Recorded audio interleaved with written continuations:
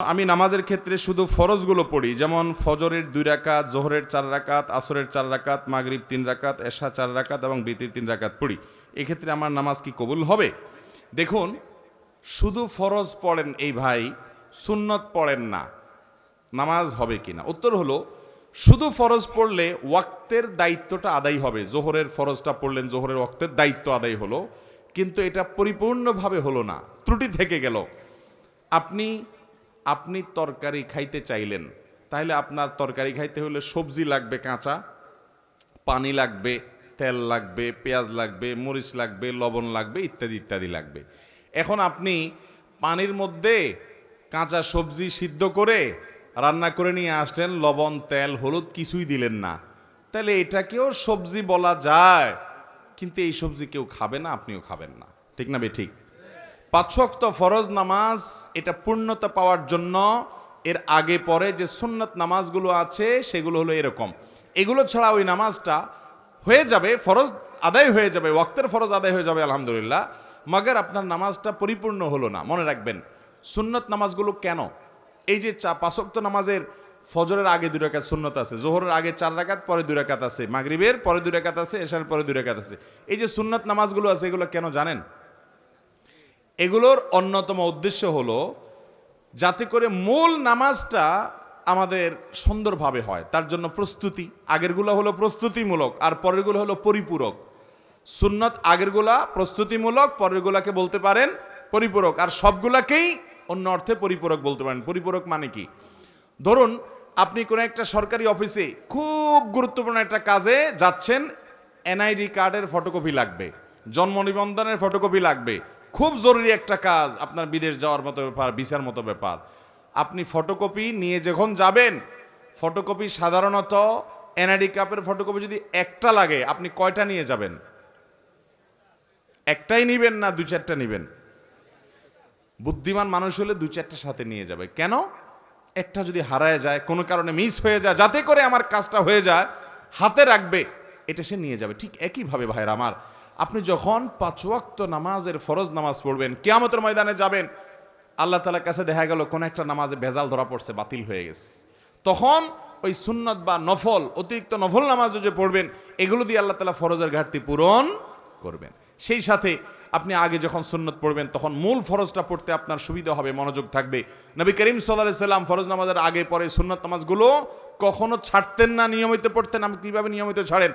একবার জোহরের আগে 4 রাকাত ছুটে গেছে, তিনি পড়তে পারেন নাই মেহমান আসার কারণে, এগুলো পরে তিনি পড়ে দিয়েছেন, এরকম গুরুত্ব দিতেন। হ্যাঁ, আপনার কখনো কোনো কারণে এমন পরিবেশ হয়ে গেছে, সুন্নত পড়ার কোনো সুযোগই পাইলেন না আপনি, অসুবিধা নাই, মাঝে মধ্যে হঠাৎ কালে ভদ্রে বাদ গেছে, অসুবিধা নাই, কিন্তু নিয়মিত এরকম করলে সেটা আপনার মূল সালাতের যে প্রোফাইল আল্লাহর কাছে থাকবে, সে ফাইলটা কিছুটা হলেও ত্রুটিপূর্ণ থাকবে। এটা সুন্নত, সাধারণ সুন্নত, সুন্নতে মুআক্কাদা।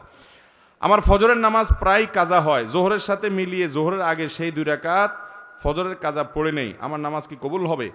এই পাবলিক অনেকেই আছে, ফজরের নামাজ জামাতের সাথে মসজিদে গিয়ে আদায় করার মতো মুসল্লি, মুসলমানের সংখ্যা সমাজে অনেক না বেশি? সবচেয়ে কম মুসল্লি হয় কোন নামাজে? কারণ ইবলিস জানে এই নামাজটায় হাজির হলে অনেক বেশি ফজিলত পেয়ে যাবে, জোহরের নামাজের চাইতে এই নামাজে হাজির হওয়ার গুরুত্ব বেশি, মাগরিবে এশায় হাজির হওয়ার চাইতে ফজরে হাজির হওয়ার গুরুত্ব বেশি। এটা মাসআলা আপনি না জানলে কি হয়েছে, আপনার সাথে থাকা ইবলিস জানে, এই জন্য ইবলিসে ভোর রাতে আপনার ঠ্যাং টিপা শুরু করে। দেখবেন রাত 12টা 1টা 2টা পর্যন্ত ঘুম আসে না, ফেসবুক টিপতেছেন, ইউটিউব টিপতেছেন, মোবাইলে মুনাজাত ধরতেছেন, শয়তানের জিকির আজকার করতেছেন, এগুলো করতে করতে 12টা 1টা পর্যন্ত আপনার ঘুম আসে না। ঠিকই দেখবেন ফজরের আজান আগ দিয়া দেখবেন এমন ঘুম আসে, অ্যালার্ম দিয়ে রাখলেও আর উঠতে মনে চায় না।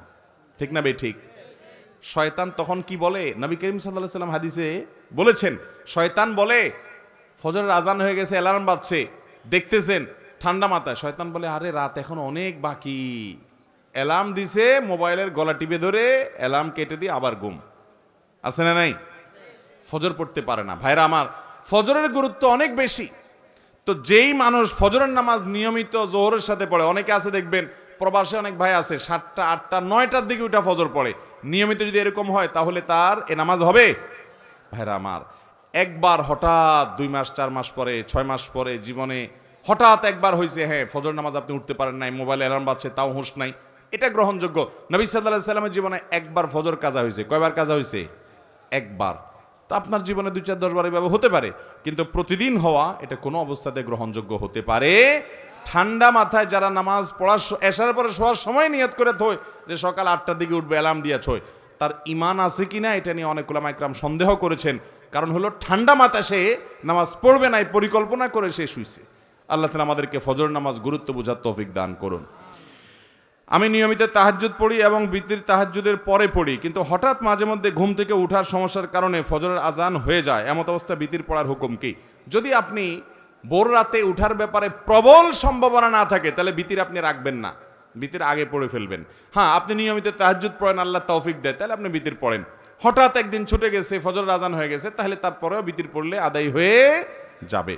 ঢোলবাঁশি বাজিয়ে কবর দেয়া হচ্ছে, এরকম একটি ভিডিও দেখেছি ইউটিউবে, এ ব্যাপারে বললে ভালো হতো। ঢোলবাঁশি বাজায় আবার কবর, একটা গানই আছে এরকম, আমিও দেখছি ভিডিওটা, কি জানি,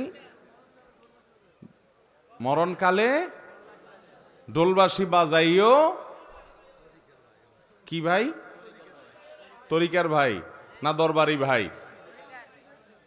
হ্যাঁ, এবং সে গানের একটা কথা খুব আপত্তিকর আছে, সেটা আরো বেশি, সেটা হলো কালেমা কালামও ভাই কোনো কিছুর দরকার নাই, কালিমা কালাম কিছুর দরকার নাই, ঢোলবাঁশি বাজাইতে বাজাইতে নিয়ে কবরে দিও। আল্লাহ মাফ করুক, এই হারাম কাজ করতে করতে যার দুনিয়া থেকে বিদায় হয়, সে দুনিয়াতেই জীবদ্দশা জানতো যে তার যে সমস্ত আশেপাশে সাঙ্গপাঙ্গ আছে তারা ঢোলবাঁশি পিটাতে তারা নিব কবরে, হাসরে আজাব যখন হবে আল্লাহ জানে, ফেরেশতারাও কি ঢোলবাজি দিয়েই ফিরেবে কিনা আল্লাহ জানে।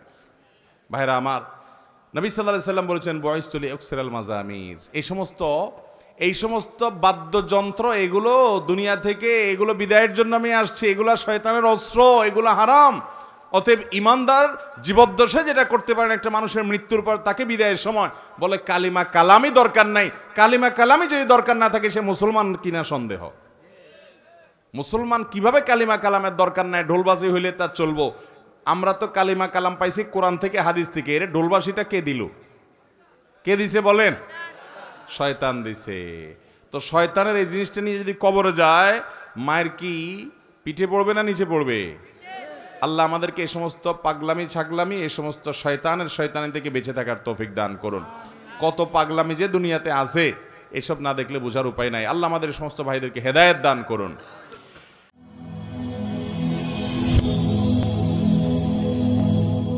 Rose TV 24.